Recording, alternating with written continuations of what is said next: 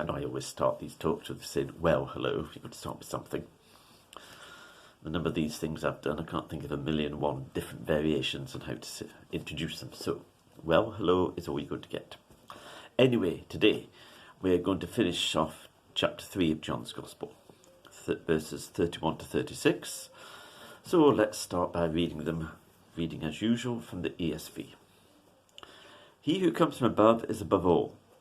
He who is of the earth belongs to the earth and speaks in an earthly way. He who comes from heaven is above all. He bears witness to what he has seen and heard.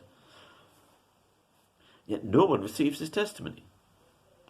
Whoever receives his testimony sets his seal to this, that God is true. For he whom God has sent utters the words of God, for he gives the Spirit without measure. The Father loves the Son and has given all things into his hand. Whoever believes in the Son has eternal life. Whoever does not obey the Son shall not see life, but the wrath of God remains on him. So, what we've got here is now John the Apostle, writer of this Gospel, commenting on things. We finished with the words of John the Baptist in verse 30, and now John the Apostle is giving his commentary on things. And remember that he has been so concerned because some people were listening or thinking becoming disciples of John the Baptist rather than Jesus the Messiah. And here he makes this point. He who comes from above is above all. Jesus comes from heaven. John the Baptist is of the earth. Now, the term he uses here for the earth is sometimes in the Greek, talking about the world, he uses the word cosmos, and often there is an implication that it is the evil world, the world in rebellion to God, i.e. there's a moral dimension to the use of the word, a negative moral dimension. The word he uses here is not cosmos. So he's just saying that look, John the Baptist is just a normal human being. Jesus Christ, who is fully God and fully man, comes from heaven. And this is a fundamental point to the gospel. Often people talk about Jesus as though he's just a man, as though we can decide who he is and what he is. He's a great teacher, he's a great moral teacher, he's this, that or the other. No, we can't. It's not for us to judge Jesus, it's for us to listen to him. Jesus came from above.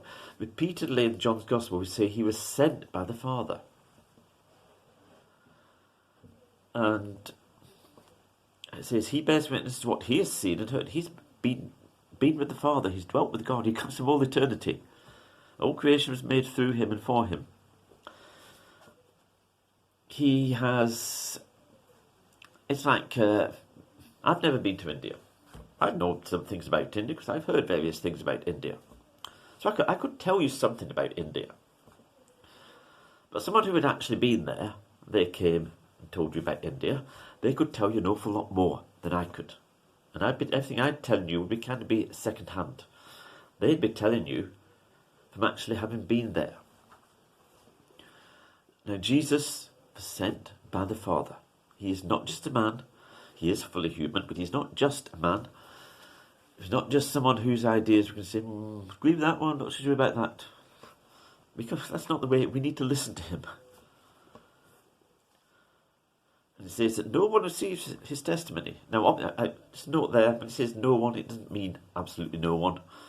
John accepted his testimony, as did the other disciples, as did the women and the other 120 who were in the upper room. And then other people who believed after that. But in general, the world rejected Jesus. They did that. See, the problem wasn't Jesus. It wasn't what he said that was the problem. The problem was people not believing in him. Just as it is today.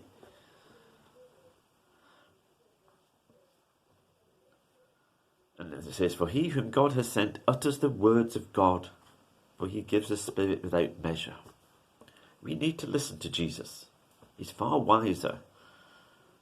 And a lot of talk these days about people out of their lived experience. Well, if you're into lived experience, Jesus' lived experience is infinitely greater and more expansive than any of our lived experiences. So we should listen to Jesus.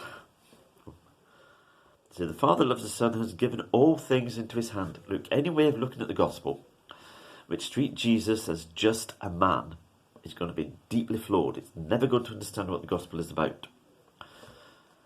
Now, John's gospel is perhaps the most explicit in talking about the divinity of Jesus. But the synoptic gospels, you read them.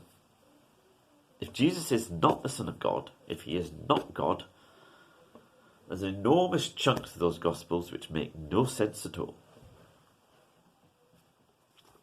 And then if we get right to the end here, whoever believes in the Son has eternal life. Whoever does not obey the Son shall not see life, but the wrath of God remains on him. John is sometimes described as the apostle of love. He's also the apostle of judgment. And he says a very similar thing in his first letter to this here. And look what it does say. If we believe in the Son, we have eternal life. And it says, whoever does not obey the Son. We sometimes talk as though believing the gospel is an option. But it is an option, but only in the sense of whether you choose to obey or disobey God. That's the option that it is. In fact, it's even worse than that. Then look what it says, but whoever does not obey the Son shall not see life, but the wrath of God remains on him. Choosing not to believe the gospel is like someone who chooses not to take the only medicine which can cure them of a fatal disease. It's the same scenario, except even more serious. If I died of a fatal disease tomorrow, I would still see Jesus. I'd be raised to eternal life. Someone who refuses to believe in Jesus, their destiny is eternal death. John is the apostle of judgment as well as the apostle of love. And on that somber note, we'll finish.